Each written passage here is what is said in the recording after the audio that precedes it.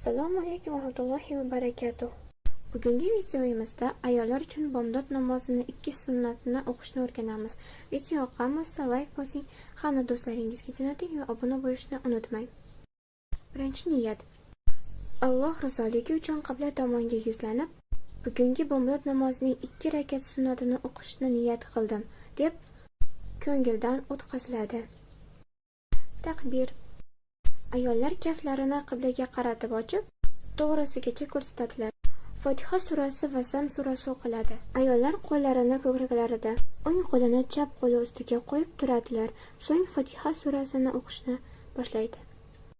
Bismillahirrohmanirrohim. Alhamdulillahi robbil alamin. Arrohmanirrohim. Maliki yawmiddin.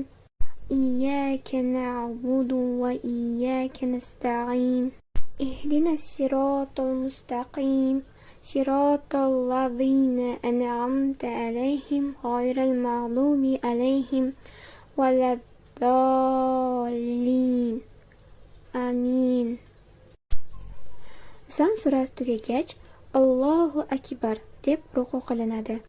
Ayollar gavdalarini ozroq egib turadilar hamda tizzalarini bukadilar.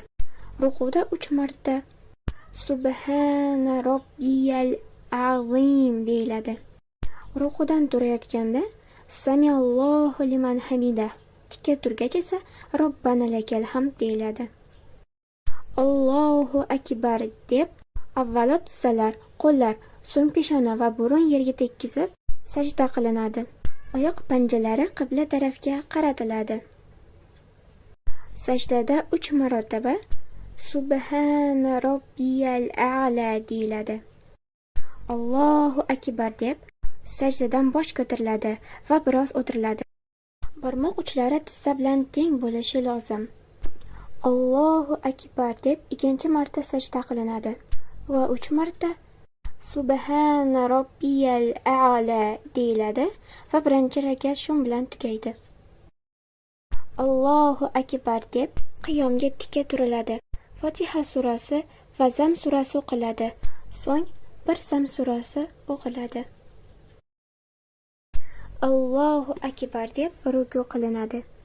Rukuda 3 marta Subhana robbiyal azim deyiladi.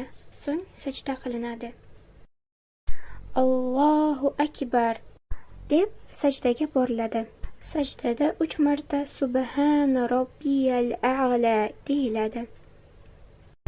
Sajdadan bosh ko'tariladi va biroz o'tiriladi. Allohu akbar deb 2 marta sajda qilinadi. Allohu akbar deb sajdadan bosh ko'tarilib, oyoqlar o'ng tomonda chap dumbaga o'tirib, tashahhud duosi o'qiladi. Avval o'ng, keyin esa chap yelkaga assalomu alaykum va rahmatulloh deb salom beriladi. Salomdan keyin duo qilinadi.